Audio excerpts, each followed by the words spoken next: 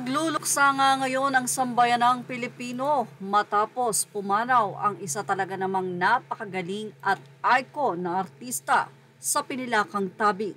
Ito'y walang iba kundi si Nora Aunor.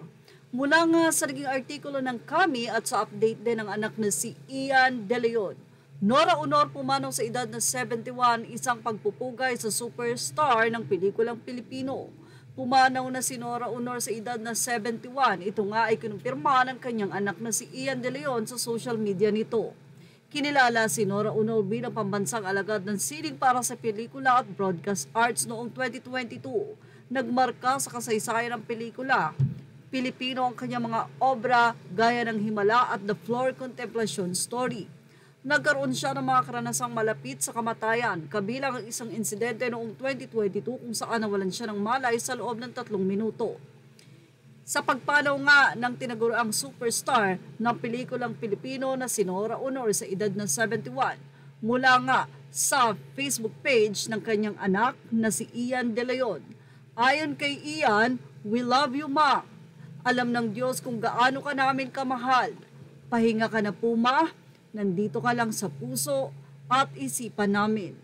Si Nora Aunor ay ipinanganak bilang Nora Cabaltera Villamor sa Iriga City, Camarines Sur.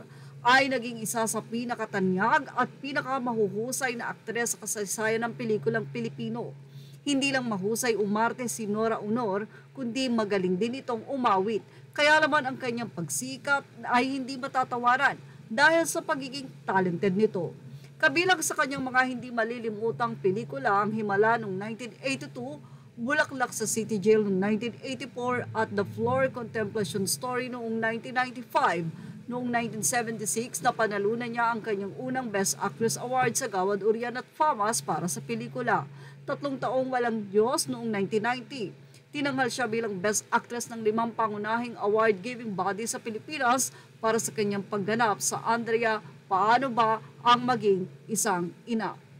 Mula nga sa mga fans ni Nora Aunor, sigurado at sobrang sakit ng kanilang nararamdaman.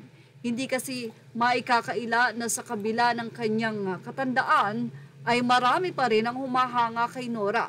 Sa kabila ng nawalan ito ng boses, ang pagiging magaling na artista ay natural na talaga sa kanya. Kaya naman mula sa Showbiz Snap, buong yakap sa buong pamilya ni Miss Nora Aunor. Kakatapos lamang ng pagpanaw ni Pilita Corrales.